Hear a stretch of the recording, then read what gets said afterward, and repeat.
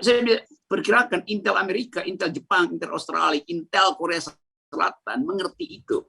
Karena mereka justru yang pasang kuping melalui LSM, oposisi, kelompok oposisi, partai oposisi, dan melihat bahwa potensi Indonesia akan berantakan secara politis. Karena Presiden gagal untuk merawat kebersamaan.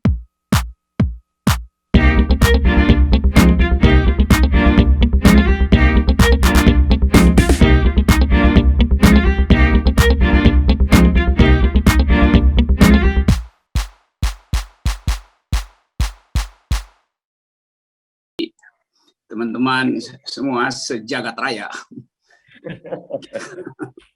kita selalu dapat semacam insight, sesuatu yang dihasilkan oleh pendalaman pengalaman justru dari luar negeri dan berupaya untuk menginspirasi mereka yang ada di dalam negeri itu. Tentu kita bertanya, apa bisa teman-teman diaspora ini betul-betul jadi satu pressure group untuk menghasilkan a new kind of Indonesia, Indonesia jenis baru. Nah, ini problem kita. Pada saat kita webinar ini, kita berupaya untuk mendata berapa banyak otak berakal sehat yang ada di luar negeri untuk memulihkan akal bulus yang beredar di bangsa ini. Berita hari ini adalah sekian ribu orang asing eksodus dari Indonesia, bukan diaspora dia keluar dari Indonesia karena melihat Indonesia hopeless, karena melihat Indonesia sebagai potensi untuk berantakan itu. Jadi kita lihat kontrasnya tuh. Tentu Jepang tentu bilang kami panggil pulang seluruh warga negara kami untuk divaksin di Tokyo itu. Ya tentu itu alasan diplomatis. Karena kalau sekedar memvaksin, kirim aja 2 dokter dari Jepang, bawa vaksinnya sendiri, vaksin di sini aja kan, lebih efisien gitu. Jadi kalau kita hitung, pasti ini bukan karena sekedar takut pada COVID, tapi mereka takut pada stupidnya kekuasaan itu. Kenapa?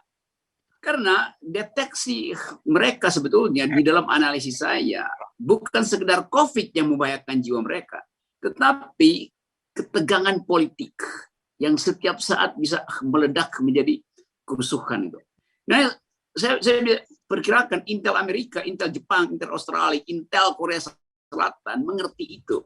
Karena mereka justru yang pasang kuping melalui LSM, oposisi, kelompok oposisi, partai oposisi, dan melihat bahwa potensi Indonesia akan berantakan secara politis. Karena Presiden gagal untuk merawat kebersamaan. Tetap ada perpecahan bangsa ini, etnis, agama, apalagi sosial. Gitu. Bayangkan misalnya, per hari ini, 2 berita kontroversial muncul di media massa. Pertama, Pak Jokowi mengaku akhirnya bahwa tidak mungkin lockdown secara total. Dia bilang begini, semi lockdown aja kita udah kelabakan. Gitu. Apalagi lockdown total. Jadi ini orang nggak ngerti apa artinya lockdown total. Kalau di lockdown total artinya orang diberi makan, maka nggak akan ada orang berkeliaran. Karena dijamin subsistensinya itu, basic needs-nya dijamin. Jadi Presiden tidak mengerti bahwa lockdown itu justru untuk menghindari kerusuhan. Kalau tidak di lockdown, orang akan datang ke jalan untuk cari warteg, membeli dan makan segala macam, berjualan, itu potensi kerusuhan. Jadi dari segi konsep, 1,5 tahun Presiden nggak ngerti apa fungsi dari lockdown. Bayangkan coba. Padahal undang-undang kita bilang lockdown, bukan PPKM. Di dalam undang-undang kita hanya ada satu perintah, darurat karantina wilayah, artinya beri makan kucing, jangankan manusia, nyamuk yang berterbangan pun harus sekarang nggak boleh keluar semua itu makhluk-makhluk itu kan. Itu poin saya, Presiden tidak mengerti. 2 jam kemudian berita baru muncul. Pak Luhut bilang begini, nah sekarang kita mengerti bahwa tracing itu penting. Sekarang kami paham cara untuk mengetahui COVID, yaitu tracing itu. 1,5 tahun, beliau nggak ngerti apa fungsi tracing itu kan. Karena ini gila di negeri kan. Jadi hal-hal sepele ini yang mesti kita minta bantuan dari teman-teman diaspora untuk terangkan pada pemerintah. Apa yang terjadi sebetulnya tuh. Ini soal kita, dan kita menganggap bahwa bangsa ini memang sedang berantakan.